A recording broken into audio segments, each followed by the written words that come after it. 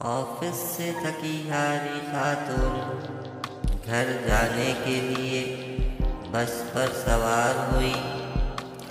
Set پر بیٹھ کر آنکھیں موند کر تھوڑا سا ریلیکس کرنے کی کوشش کرنے لگی۔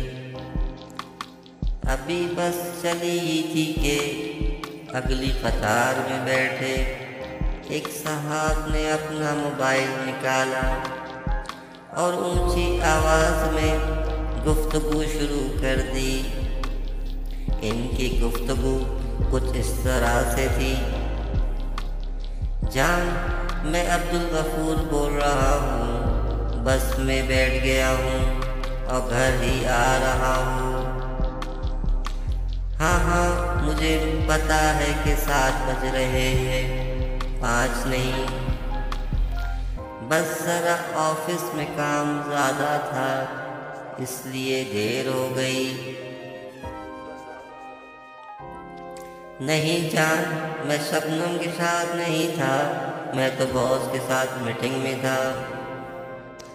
نہیں جان، صرف تم ہی میری زندگی میں ہو، ہاں قسم سے۔ اس اونچی آواز میں مسلسل گفتگو سے خاتون کا سارا ریلیکس کرنے کا پروگرام غارت ہو چکا تھا اور وہ بہت انایزی محسوس کر رہی تھی۔ کافی دیر بعد تک ہی جب یہ سلسلہ جاری رہا تو خاتون کی ہمت جواب دے گئی۔ وہ اٹھی اور فون کے پاس جا کر زور سے بولی: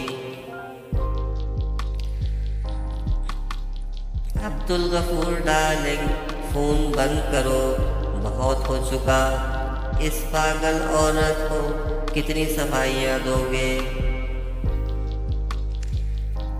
اب عبدالغفور صاحب ہاسپٹل سے واپس آ چکے ہیں، لیکن پبلک مقامات پر انہوں نے موبائل کا استعمال مکمل طور پر بند